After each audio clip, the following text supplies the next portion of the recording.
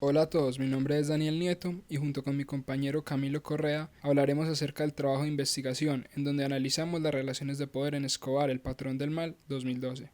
El tema que se investigó en este proyecto son las relaciones de poder a partir de un producto audiovisual. En este sentido, se eligió la narconovela Escobar, el patrón del mal, como fuente principal de investigación. Esta historia está basada en el libro La parábola de Pablo, publicada en el 2001 y escrita por Alonso Salazar, periodista y exalcalde de Medellín. La guerra contra el narcotráfico en Colombia inició en la década de 1980, específicamente en 1984, con el asesinato del ministro de Justicia Rodrigo Lara Bonilla. A pesar de lo mencionado, el inicio de este problema se remonta a mediados de la década de 1970, cuando finalizó la guerra de Vietnam y los soldados estadounidenses comenzaron a consumir marihuana y heroína para soportar las secuelas de la guerra. En este contexto apareció Colombia como uno de los mayores exportadores de droga a Estados Unidos. Por lo anterior y según la temática elegida que surge la pregunta, ¿cómo se presentan en la imagen y el discurso las relaciones de poder en Escobar, el patrón del mal? A continuación verán el objetivo principal y los tres específicos. Para el estado del arte leímos 6 textos que dentro de su contenido nos ayudaron a observar varios aspectos de la serie. Algunos de ellos son retórica, argumentación e identificación en la narcotelenovela colombiana de Julián Fernando Trujillo 2015, en el cual se analiza la narconovela desde la significación dramática que ellas realizan. Paralelamente, en narcotráfico, narcocorridos y narconovelas, la economía política del sicariato y su representación sonora y visual de Alex Sknerker 2009 se hace un acercamiento a las relaciones de poder en su conexión con diferentes productos culturales como narcocorridos y narconovelas. En Reinas y Sicarias, una indagación en el archivo del narco en la red, por Silvia Tabanich 2015, se estudia las imágenes femeninas estereotipadas que juegan un papel fundamental en la representación visual del mundo narco. Por último, en Parábola Paisa, fábula estadounidense, taxonomía de los personajes en Narcos y el patrón del mal de Ernesto Pérez Morán 2019, se hizo desde un trabajo titulado Historias locales, visiones globales, un estudio comparativo entre el patrón del mal y Narcos, una caracterización de los distintos personajes de ambas series para encontrar desde sus acciones cómo se condiciona el modo de narrar la historia. En el marco de referencia elegimos 4 conceptos claves para adentrarnos a la temática establecida. El primer concepto a destacar es poder. Para esto Van Dyck afirma: por consiguiente definiré esencialmente el poder social en términos de control, es decir, el que un grupo o institución ejerce sobre otras personas. Por otro lado, la imagen, según Cándido Fernández, es el primer elemento. Sin imagen no hay cine. Una imagen es la representación de un objeto de la vida real por medio de una figura. Acerca del término narconovela, Adriana Jatrexpa dice: llamo narconovela o novela del narcotráfico toda narración que represente contenidos vinculados con la realidad histórica que ha vivido Colombia desde los años 70 del siglo XX, periodo marcado por la producción y el tráfico de drogas. Finalmente, la ideología, el último concepto, es definido por Van Dyck así: las ideologías son los sistemas básicos de la cognición social, conformados por representaciones mentales compartidas y específicas a un grupo. Con el fin de abordar la serie sin dejar de lado su narrativa, se analizó el primer capítulo, que nos permitió entender quiénes son los personajes que desde el inicio hicieron parte de la serie. Igualmente se examinó otro capítulo que contuvo, según lo que se estableció más adelante en la metodología, todos los elementos necesarios para realizar un análisis completo. Este trabajo se dividió en 3 conceptos que utilizan las producciones audiovisuales y hacen parte de la narrativa de estas: imagen, texto y discurso. Los conceptos presentados anteriormente sirvieron para ser conectados y analizados con 3 categorías definidas por Thune A. Van Dyck en el texto Discurso y Dominación 2004, contexto, ideología y poder. Al unir categorías y conceptos surgió el cuestionario para realizar la investigación.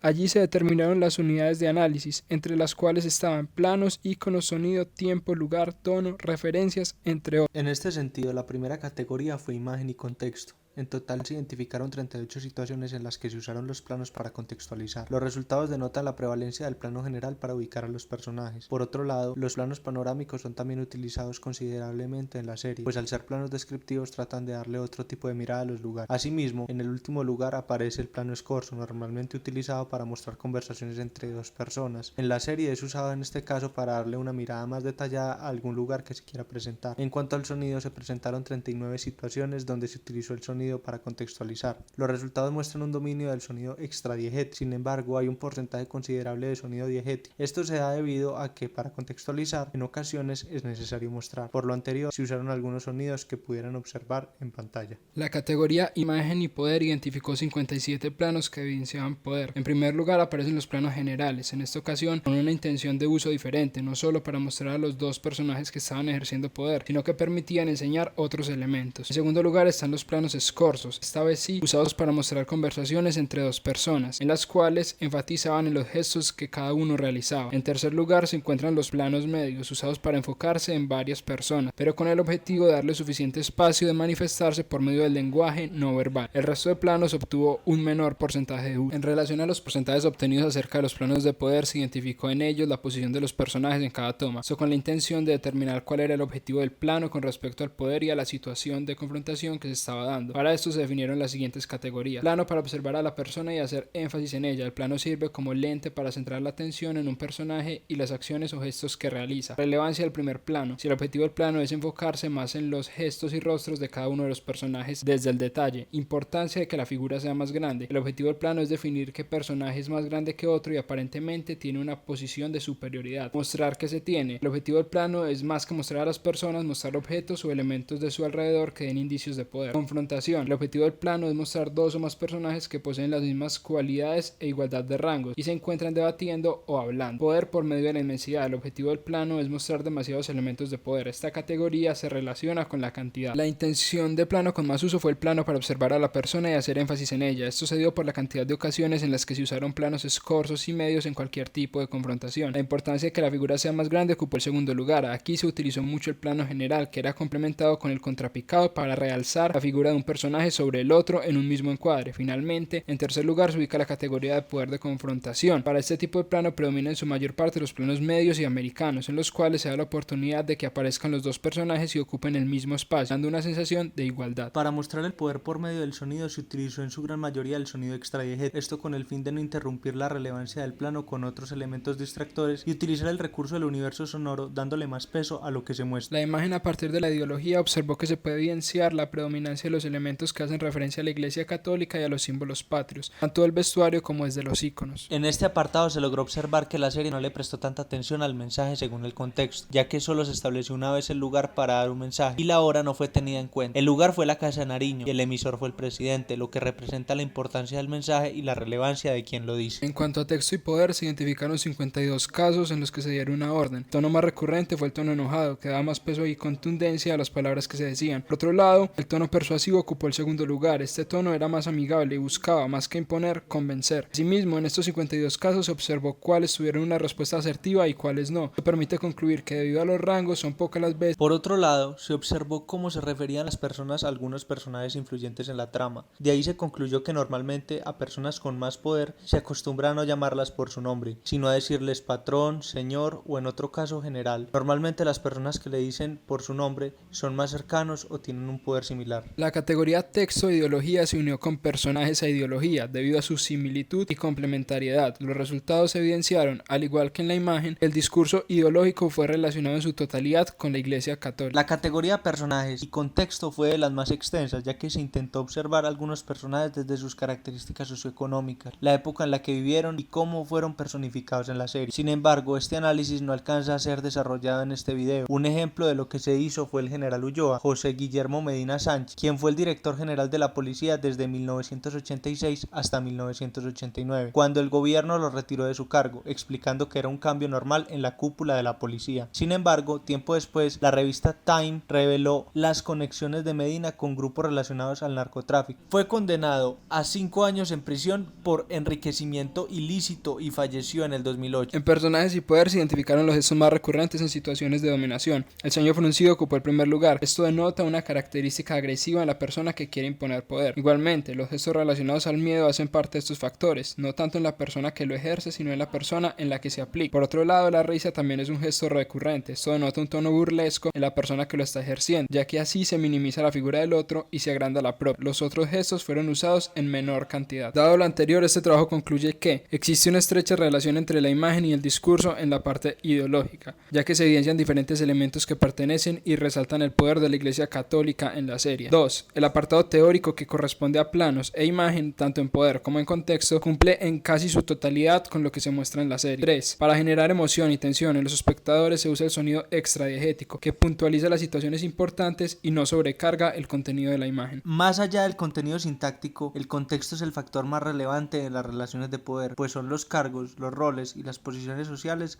las que definen cómo se dan. Finalmente, a pesar de que sí hay un uso del lenguaje no verbal para ejercer poder, la serie se enfoca más en la utilería y los elementos escenográficos que acompañan las tomas. Esto fue todo nuestro trabajo de grado. Muchas gracias.